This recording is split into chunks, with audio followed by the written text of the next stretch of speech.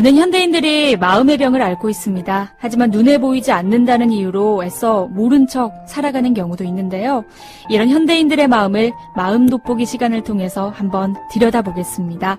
오늘도 나우미 가족문화연구원의 김숙기 원장 전화 연결돼 있습니다. 안녕하세요. 네, 안녕하세요. 네, 원장님 반갑습니다. 한 주 잘 보내셨죠? 네. 네. 감기가 좀 심하게 들었어요. 그래요? 네. 목소리가 어쩐지 조금 안 좋으세요. 네. 많이 나으셨죠? 뭐 또 이 목소리 듣고 이게 매력이라고 또 하시는 분들이 있어요. 코맹맹이 소리가. 네. 매력으로 듣겠습니다. 자, 오늘의 사례부터 먼저 들어볼게요.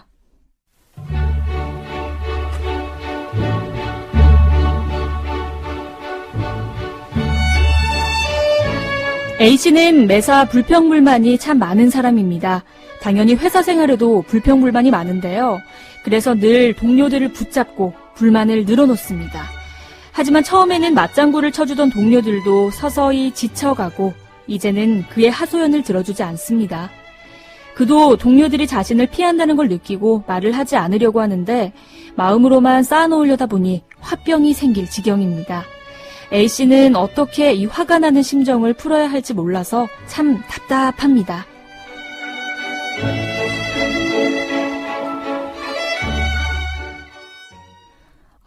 그렇죠. 현대인들 중에 불평불만 없는 분 몇이나 되겠습니까? 그런데 이 A씨는 이 불평불만을 다른 사람에게 이야기를 함으로써 좀 풀어오셨는데요. 그런데 이제는 그럴 수가 없어서 화병이 날 지경이라고 합니다. 이렇게 좀 다른 사람에게 털어놓고 얘기하는 게 스스로에게도 참 좋은 방법인가요, 선생님? 네, 물론 혼자 쌓아놓는 것보다 누군가하고 이야기를 하면서 풀어진다라고 하면 그거는 이제 좋은 방법일 수 있는데 문제는 네. 이 사연을 들으면서 이분은 매사에 불평불만이 있다고 얘기하셨잖아요. 그렇죠. 평상시에. 그러니까 어떤 특별한 상황 안에서의 야 이게 좀 불만이야 라고 이제 하는 게 아니고 그렇기 때문에 이분은 네. 불평불만의 원인이 무엇인지부터 찾으셔야 해요. 예를 들면 원인은 찾지 않으면서 내 이야기를 하소연을 들어준 사람이 있었거든요. 네. 근데 그 사람이 안 들어주기 시작한다고 하면서 또 원망이 쌓여요. 그러면 그러면서 계속 또 불평불만이 이제 많아지는 거죠. 이제 불만적인 요인들이. 네. 그렇기 때문에 그 원인을 좀 찾아서 원인에 맞는 치료나 아니면 행동을 하는 게 굉장히 중요할 거라고 봐요. 그래서 저는 오히려 이 사연을 들으면서 네.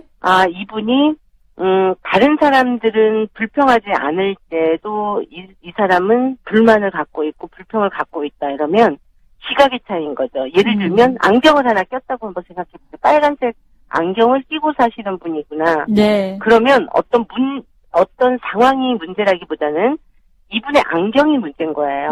빨간색으로 보이니까.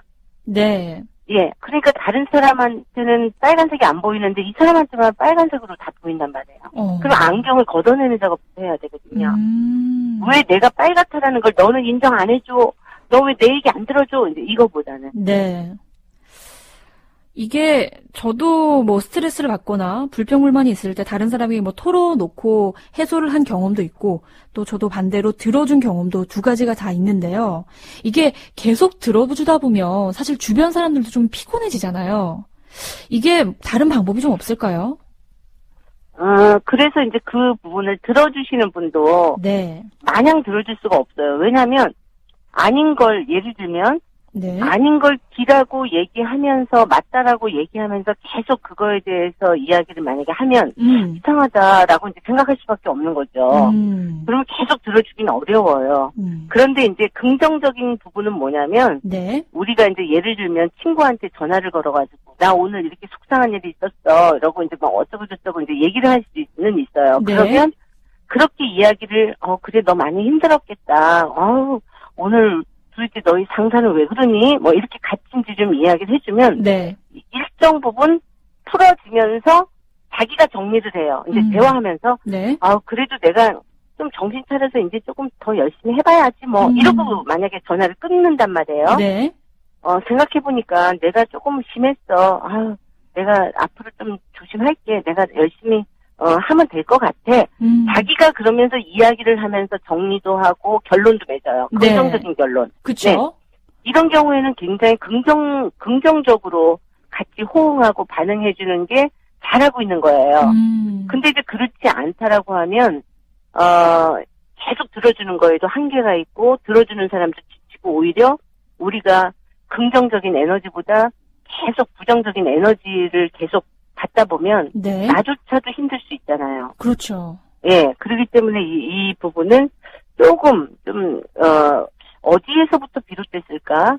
이거부터 조금 주변에서도 좀 얘기를 해주면 어떨까 싶어요. 그러니까 예를 들면 10사람이 있는데 9사람은 다 괜찮다 그러는데 너는 이 부분에 대해서 불만이 있었는데 네. 지난번에도 이런 건이 있었고 그럼 어디에서 문제가 있는지 조금 생각을 좀 해봐야 된다 네. 해가지고 좀 전문적인 전문 상담사라든지 뭐 이렇게 해가지고 좀 풀어내는 거 그리고 찾아내는 게 어떻게 보면 더 중요하다고 봐요. 원장님께서 말씀하셨듯이 저도 이 이야기를 좀 들어줄 때 리액션을 해주다 보면 아이 그지? 아이 그렇게 좋게 생각해야겠다 하고 끝맺음이 되면 오히려 그 대화는 참 즐거운데 그래도 난 그래도 짜증나. 그래도 너무 화가 나. 이렇게 하면서 계속 부정적으로만 얘기만 되면 정말 상대방도 좀 피곤해지고 서서히 좀 지쳐갈 것 같기도 합니다. 이럴 때 이 화의 원인을 좀 잘 되돌아보거나 또 주변인들이 이런 상담을 권유하는 방법도 있다고 말씀을 해주셨습니다. 그러면 이 불평불만이 많을 때 다른 사람한테 털어놓지 말고 나만의 또 이렇게 좀 해결 방법을 찾을 수는 없을까요?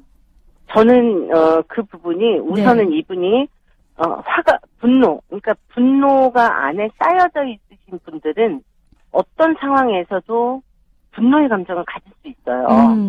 똑같은 상황에서 우리가 긍정적인 관점으로 보느냐 부정적인 관점이냐인데 네. 이미 분노의 감정을 이제 계속 가지고 있단 말이에요. 그래서 네.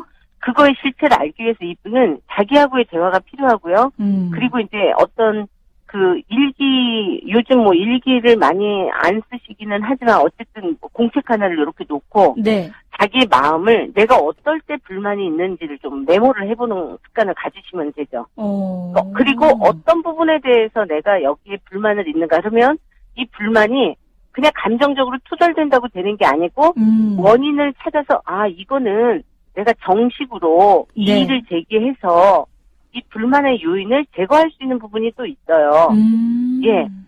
그러면 그거는 정상적인 방법으로 내 욕구를 좀 채울 수도 있고, 네. 아니면, 그 잘못된 부분을 좀 바로 잡아줄 수도 있는 거고. 그렇잖아요. 그렇죠. 그래서 이게 만약 해결이 됐다라고 하는 것도 있기 때문에, 네. 그거를 좀 하나씩 좀 적어보는 거는 굉장히 도움이 될 것 같아요. 그래서 이 부분은 내가 요거를, 외부의 관계 안에서, 외부에서 내가 해결할 수 있는가, 내부적인 나의 심리적인 문제인가. 네. 그거를 두 개로 이렇게 나눠보는 거예요. 내부의 문제인가, 외부의 문제인가. 그렇죠. 외부의 문제면, 그거는 우리가 정상적으로 이의를 제기하거나 아니면 문제 제기를 해서, 그거에 대해서는 우리가, 받아들여지고, 그 다음에 될 수 있도록 하고, 그러면 굉장히 나한테는 내가 이런 이야기 해가지고 이 부분이 많이 수정이 됐네, 많이 고쳐졌네, 좋다라고 또 느낄 수 있는 거잖아요. 네. 그래서 이제 그 부분을 좀 나눠보는 거. 그 다음에 이분한테 드리고 싶은 얘기는 네.